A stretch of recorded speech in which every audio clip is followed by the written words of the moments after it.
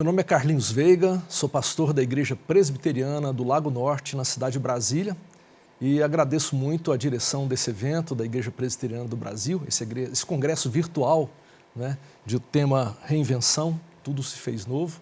Quero agradecer pelo convite e espero que sejamos edificados com a palavra que trarei para você nesse momento. Eu pretendo falar, baseado em Jeremias, capítulo 29, sobre a reinvenção do ânimo, tema muito importante para os dias de hoje. Porém, antes de começarmos a mensagem, vamos ouvir uma canção com a equipe de música da Igreja Presbiteriana do Lago Norte. A voz é do Rubão Lima, cantando a canção do Jorge Camargo, Ajuntamento. Que essa música seja para nos preparar para tudo aquilo que o Senhor falará conosco.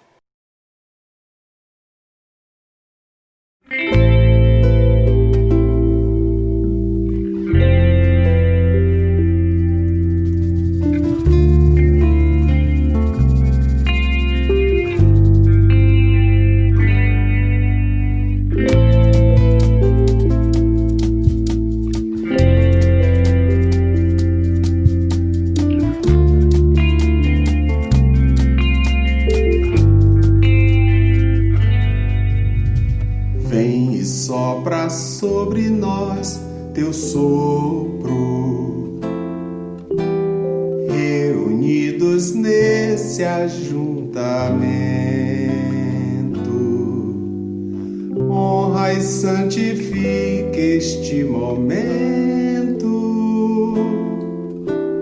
com a tua igreja que é teu povo. Faz teu rio de paz correr no meio destes que por fé vem bendizer-te e a uma voz oferecer-te seus louvores, súplicas e anseios. Tu és o Senhor de toda a glória, hoje e sempre como foste outrora, no correr da história, revelando seu amor. Deus bendito, Rei e Salvador. Deus bendito, Rei e Salvador.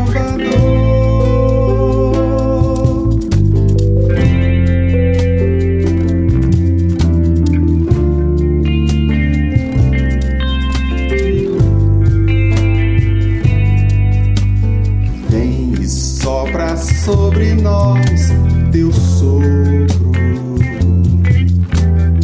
reunidos nesse ajuntamento,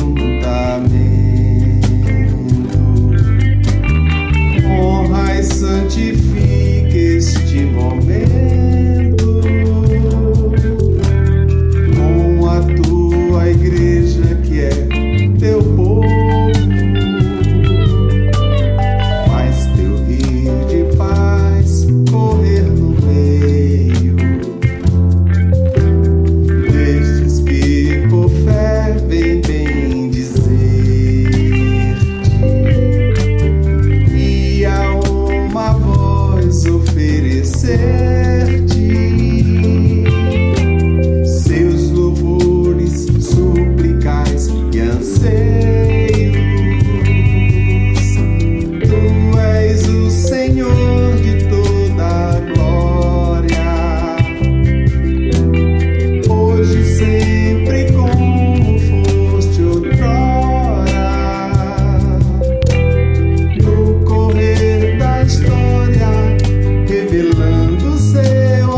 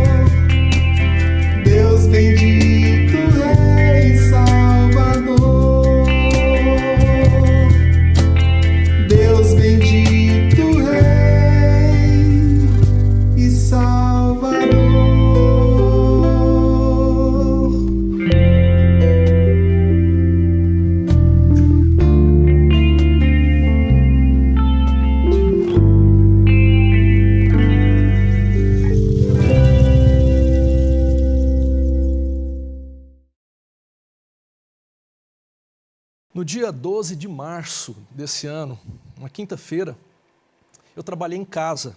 Eu estava me preparando para uma viagem que faria a Palmas, no Tocantins, iria pregar e cantar naquele final de semana em uma igreja. No entanto, aqueles dias estavam bastante confusos com o anúncio da chegada da pandemia do coronavírus, novo coronavírus ou Covid-19 aqui no Brasil. E eu tomei conhecimento que naqueles dias o governador do Distrito Federal havia assinado um decreto que determinava a suspensão de eventos, atividades educacionais em escolas, universidades e faculdades e fechamento de bares e restaurantes por conta da pandemia.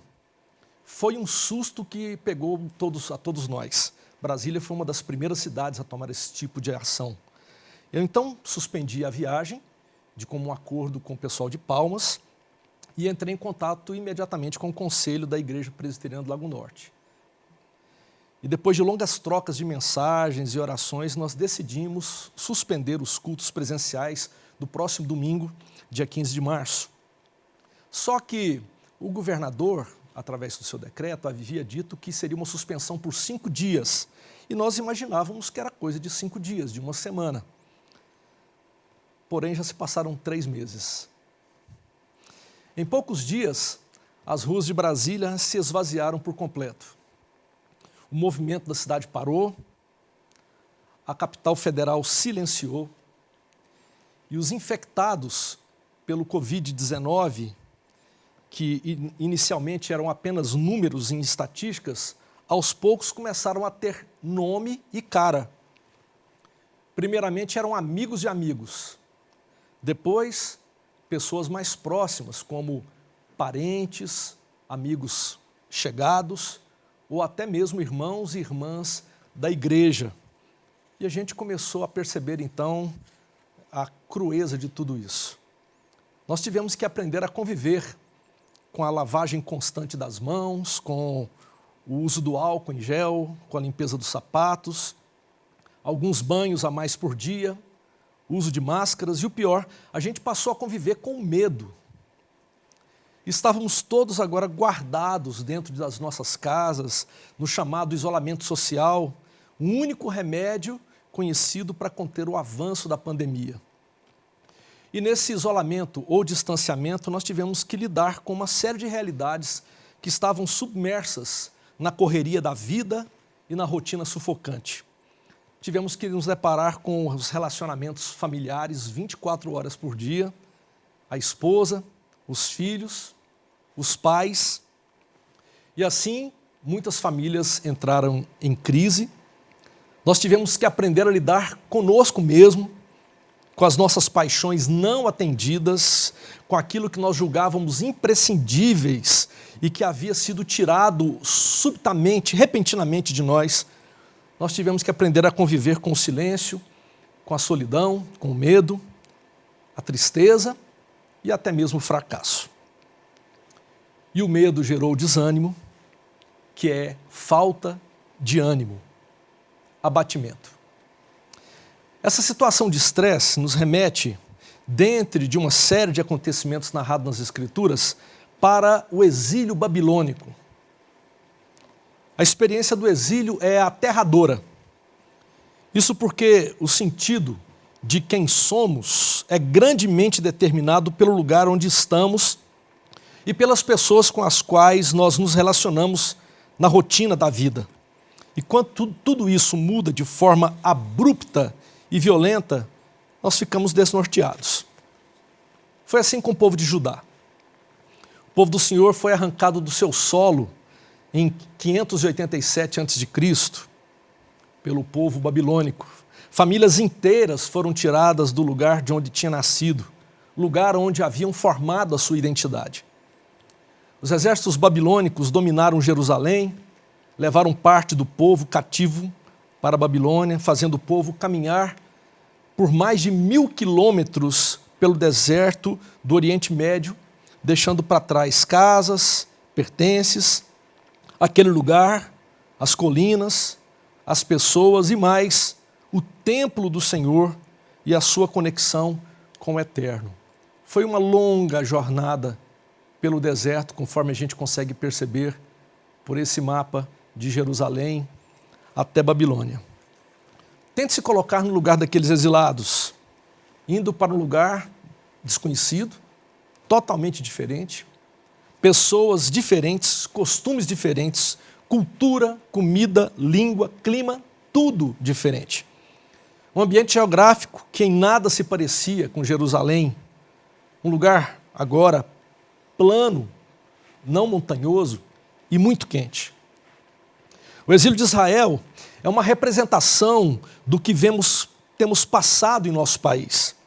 Estamos vivendo sentimentos similares, sentimentos de exílio, mudanças rápidas e violentas têm acontecido na vida de todos nós. E quando quase nos acostumamos com um conjunto de circunstâncias, nós teremos que enfrentar e lidar com outras novas mudanças.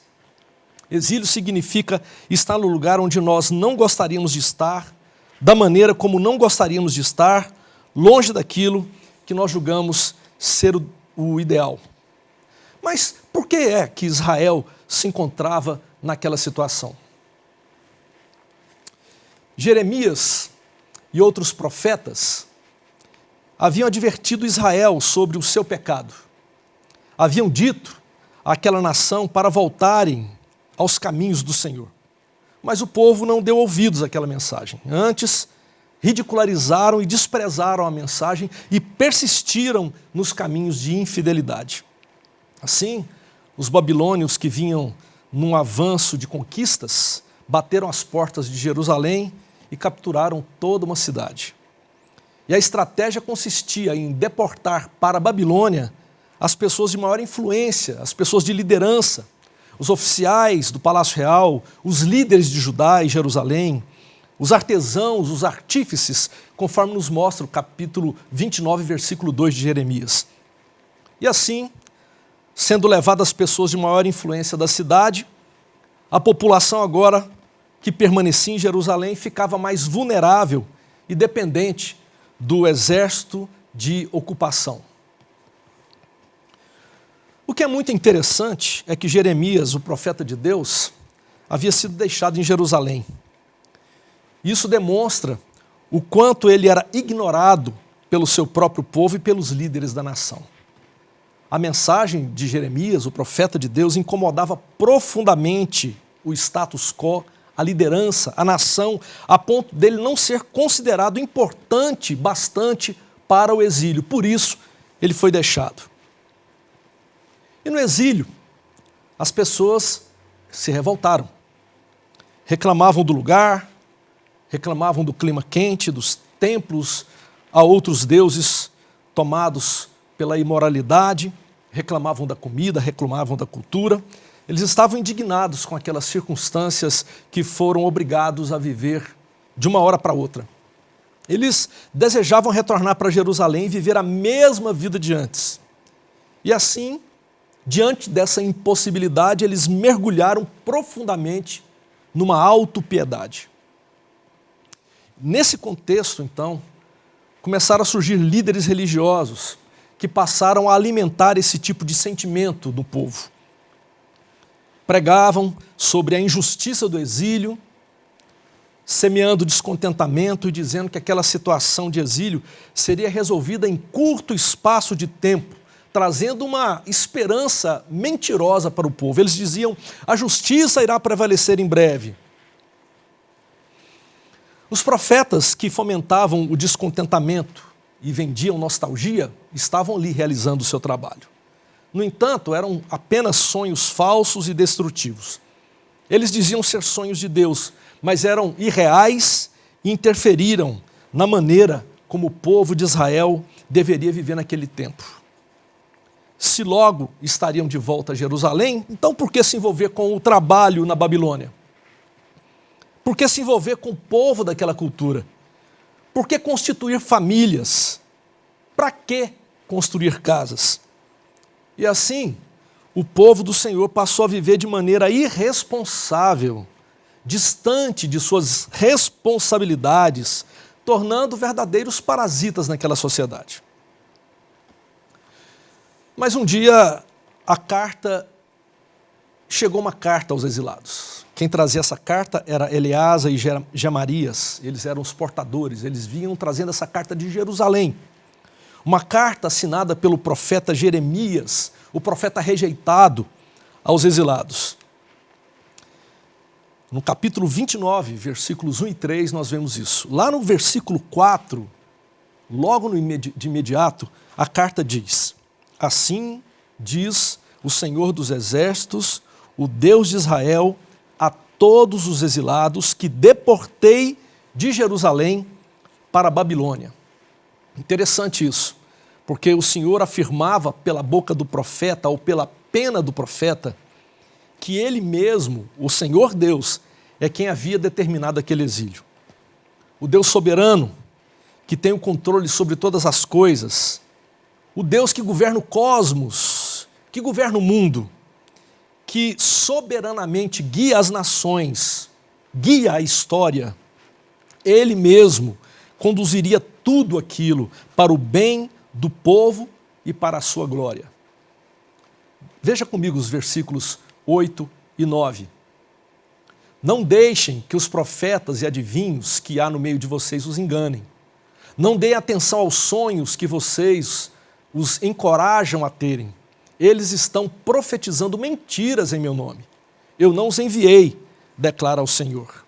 E ainda nos versos 10 e 11, assim diz o Senhor: quando se completarem os 70 anos da Babilônia, eu cumprirei a minha promessa em favor de vocês, de trazê-los de volta para este lugar, porque sou eu que conheço os planos que tenho para vocês, diz o Senhor, planos de fazê-los prosperar e não de lhes causar danos, planos de dar-lhes esperança de um futuro.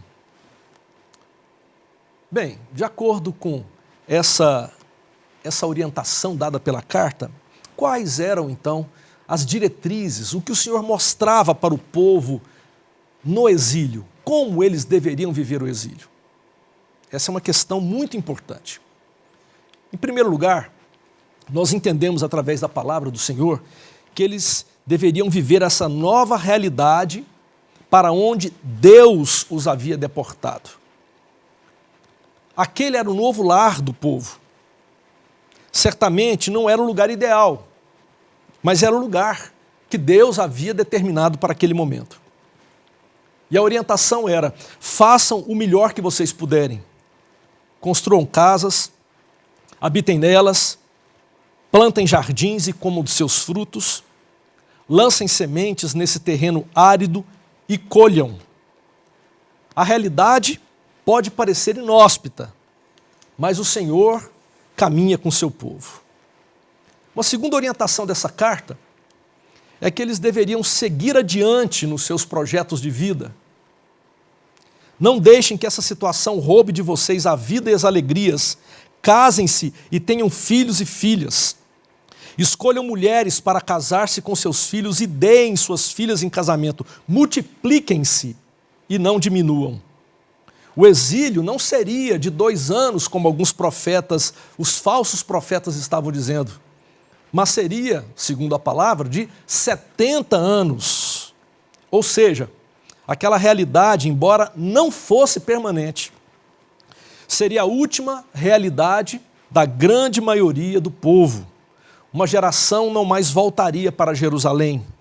No entanto, os seus filhos e os seus netos, a sua posteridade, essa sim, retornaria segundo a promessa de Deus. Por isso, nessa nova realidade, a orientação era que eles não se recolhessem na sua depressão e na sua tristeza, em sua rejeição. Ao contrário, eles deveriam tratar muito bem uns aos outros, deveriam amar-se uns aos outros, deveriam se apaixonar, deveriam casar, ter filhos e filhas, e casar os filhos e as filhas. Deveriam desenvolver relacionamentos e viver intensamente a relação naquela terra que Deus os havia colocado. Mas ainda uma terceira orientação: procurem a paz da cidade, ou o shalom. Busquem a prosperidade da cidade, orem pela cidade do seu exílio. a prosperidade de vocês depende da prosperidade da cidade. Não transformem o ambiente de exílio em espaço de guerra, de divisões, de rupturas, de conflitos. Busquem a paz. Promovam o shalom, essa palavra hebraica que significa totalidade, uma paz que atinge a todos, uma paz que não é a ausência de conflitos e de guerras, mas uma paz de Deus, que Ele derrama sobre os corações e que nos torna capazes de passarmos pelas dificuldades da vida. Busquem a paz e orem por ela. De uma forma geral, Jeremias dizia: parem de sentir pena de si mesmos. O objetivo de uma pessoa de fé jamais é de viver da forma mais confortável possível, mas de viver da maneira mais profunda e íntegra possível. O que isso tem a ver comigo e com você? Igreja de Jesus do século 21, igreja que vive os dias da pandemias do novo coronavírus, igreja que vive os dias dos conflitos políticos e raciais que envolve o mundo e o país. Tem gente dizendo que o mundo daqui em diante não será nunca mais o mesmo como era no início agora de 2020. Outros, no entanto, acham que não, que tudo se ajeitará e seguirá como dantes na terra de Abrantes. Outros acham que a pandemia caminha a passos largos para o fim. No entanto, alguns dizem, através de estudos, que essa situação poderá durar ainda muito tempo. O certo é que nós não temos como prever o que vai acontecer nos próximos meses ou próximos anos. Qualquer opinião nessa altura seria um tremendo chute. Mas, ao mesmo tempo, nós sabemos que o nosso Deus está no controle de todas as coisas. O que é certo, queridos e queridas, é que precisamos encontrar uma forma cristã e bíblica para enfrentar esse tempo, seja ele curto ou longo. E a carta que Jeremias escreve como uma carta profética ao povo do exílio tem muito a nos ensinar. Por isso, aquiete o seu coração e ouça a palavra do Senhor. Em primeiro lugar, entenda que essa pandemia que te surpreende, ela nunca, jamais surpreendeu o Senhor de toda a terra. Ele mesmo, o Deus soberano, permitiu que o mundo passasse e passe por essa situação grave e complexa. As razões e os porquês nós não sabemos ao certo. É arriscado até querer, nesse momento, interpretar o tempo de uma maneira assim, completamente certa. Porém, Deus nos revelará com o tempo. Mas uma certeza todos nós podemos ter. Diz o versículo bíblico: porque sou eu que conheço os planos que tenho para vocês. Planos de fazê-los prosperar e não de lhes causar dano. Essa palavra serve para a gente hoje. A mão providente de Deus está conduzindo todas as coisas para a sua glória e para o nosso bem. Você crê nisso? Por mais difícil que esse quadro esteja sendo para você, meu querido que me assiste nesse momento, creia que o Senhor não está fora dessa realidade. Não, creia que o Senhor não está insensível ao que se passa. Ao contrário, o Senhor está conduzindo todas as coisas. O povo no exílio, que havia perdido muitos irmãos nas batalhas e que agora se encontrava naquela situação, não poderia entender o amor providente do Senhor, senão pela fé, crendo naquelas promessas de Deus. Por mais que centenas de milhares de vidas estejam sendo ceifadas no mundo nesse momento agora, por mais que crises econômicas tenham afetado a população mundial e a população brasileira, por mais que crises sociais estejam atingindo especialmente os mais vulneráveis em nossa sociedade, a carta de Jeremias nos lembra que há um Deus que mantém o controle de todas as coisas e que tem o poder para transformar toda angústia em esperança. Portanto, ao invés de nos deixarmos abater pela tristeza e a depressão, ou permitir que a irritabilidade domine o nosso coração, nós precisamos assumir uma postura de total confiança no governo de Deus, não baseado no que os nossos olhos veem, mas baseados na fé e nas promessas da palavra do Senhor. Não é tempo de autocomiseração, não é tempo de nos tornarmos queixosos. Como o Senhor advertiu o seu povo, esse é o tempo de seguirmos construindo, edificando, plantando e semeando. Em segundo lugar, esse é o tempo de seguirmos buscando a paz, ao invés de semearmos mais conflitos. Nós vemos um país alquebrado, dividido pelo momento político nacional, conflitos se acumulando e tornando o Brasil um espetáculo público vergonhoso para o mundo. E o que mais me entristece é perceber que a igreja, ou boa parte dela, tem entrado por esse viés do conflito. Lideranças políticas nacionais não se entendem. Parecem tomados de orgulho e de vaidade. E tristemente, a igreja participa de tudo isso, entrando de cabeça nesses conflitos, se envolvendo apaixonadamente nessas discussões, semeando discórdias e muitas vezes propagando mentiras, fake news e tantas outras mentiras que rodam por aí. Olhemos para a palavra do Senhor, queridos. É tempo de buscarmos a paz. É tempo de orarmos pela paz, clamando a Deus por uma intervenção divina que mude toda essa situação de sofrimento de milhões de pessoas.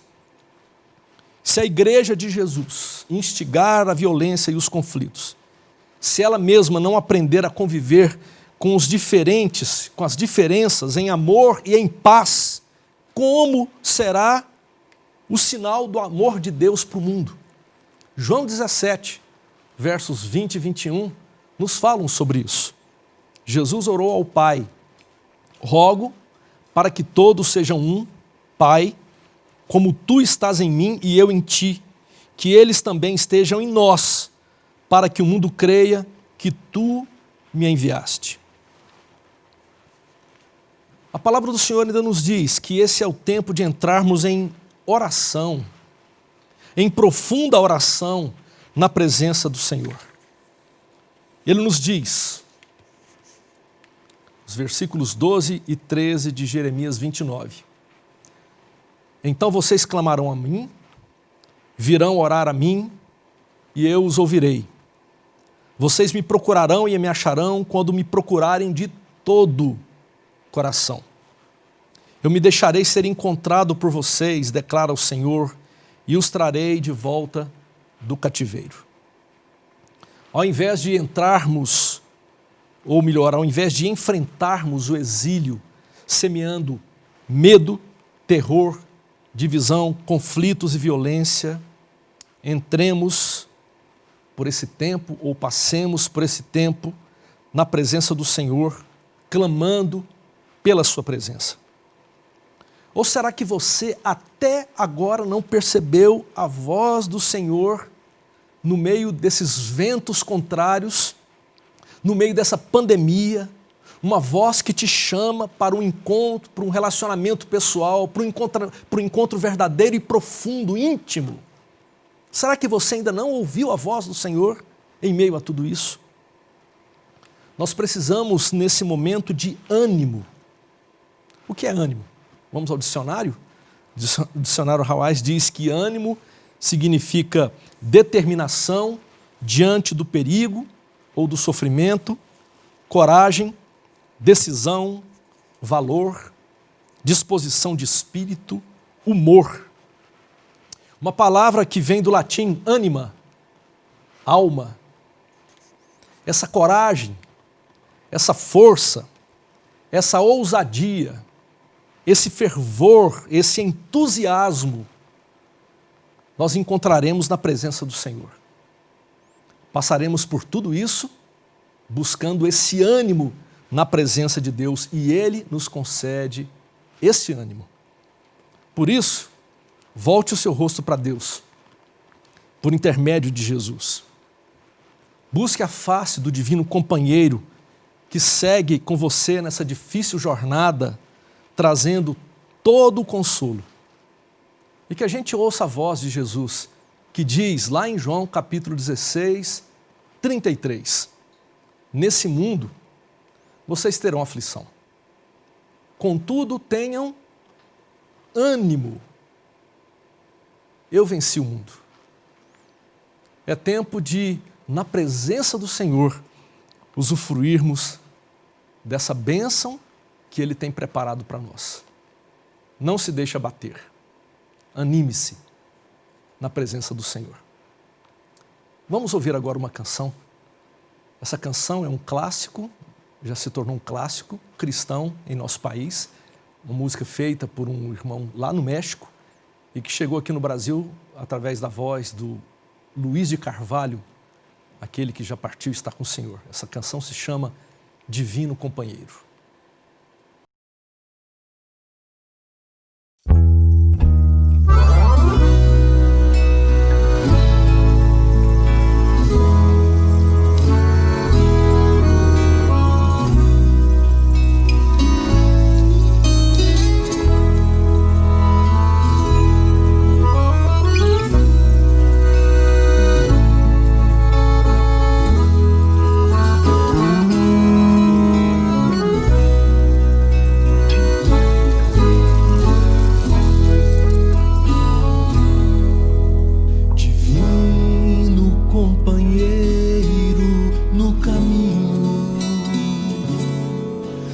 Presença sinto logo ao transitar, perto dissipaste toda a sombra, já tenho luz, a luz bendita do amor. Fica, Senhor, já se faz tarde. Tens meu coração para pousar. Faz em mim morada permanente. Fica, Senhor, meu Salvador.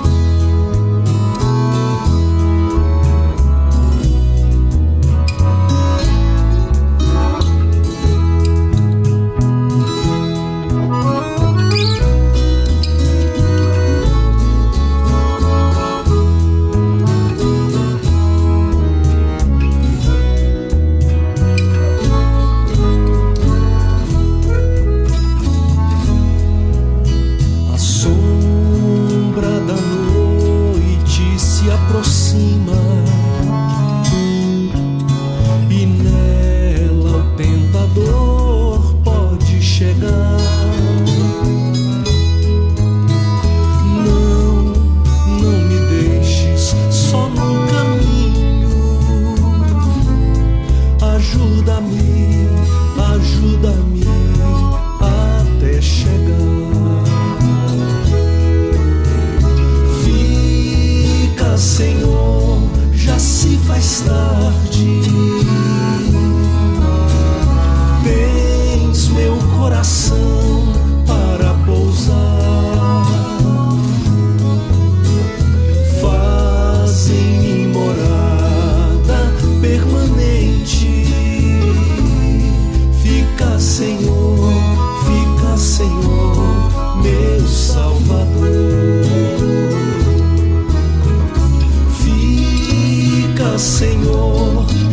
se faz tarde. Tens meu coração para pousar. Faz em mim morada permanente. Fica, Senhor, meu Salvador.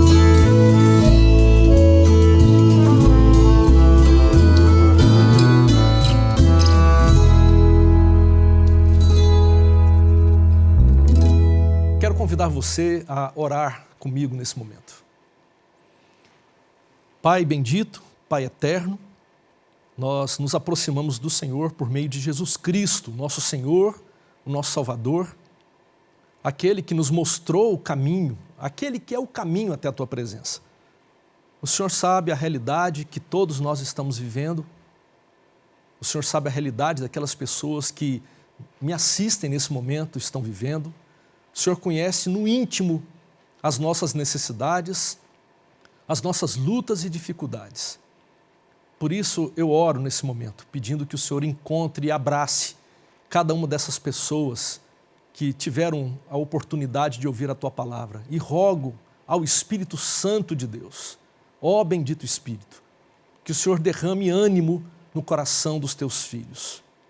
E que assim possamos enfrentar esses dias difíceis de pandemia, não de uma maneira abatida, fracassada, mas entendendo que esse é o mundo que o Senhor nos trouxe a viver nesse momento. E que o Senhor deseja nos usar como Tua igreja, como Teu povo, nesse dia que se chama hoje, para a glória do Teu nome. Portanto, venha sobre nós, derrama do Teu Espírito e enche-nos de gozo e de alegria. É o nosso pedido e a nossa oração, em nome de Jesus. Amém. E assim eu me despeço de você e deixo mais uma canção.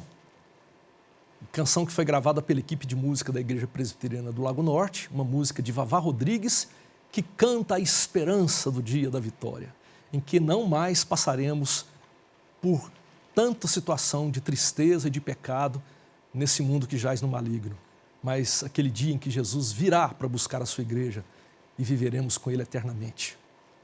O dia da vitória.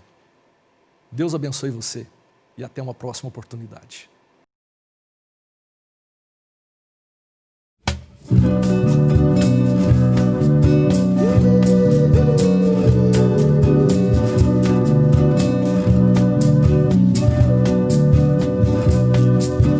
Assim como a noite aguarda o sol, como a brisa sonha o dia soprar, como a terra seca espera a chuva, como o rio anseia pelo mar, eu desejo tanto ver o dia chegar. Assim como a noite aguarda o sol, como a brisa sonha o dia soprar, como a terra seca espera a chuva, como o rio anseia pelo mar, eu desejo tanto ver o dia chegar. O dia da vitória em que virá meu Salvador, sim, Jesus Cristo, o Senhor, virá das nuvens para me levar. Se tornará verdade tudo o que sempre sonhei, tristezas eu não mais terei, e toda lágrima do meu olhar Ele enxugará.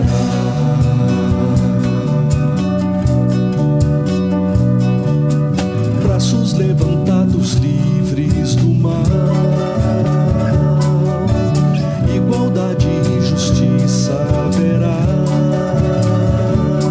Já não mais terá morte ou guerra, novo céu e uma nova terra. Eu desejo tanto ver o dia chegar. O dia da vitória em que virá meu Salvador, sim, Jesus Cristo, o Senhor, virá das nuvens para me levar. se tornará verdade tudo o que sempre sonhei. Tristezas eu não mais terei, e toda lágrima no meu olhar Ele enxugará.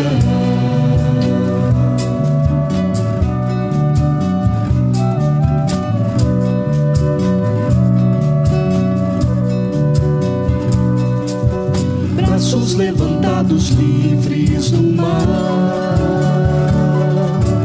igualdade e justiça haverá. Já não mais terá morte ou guerra, novo céu e uma nova terra.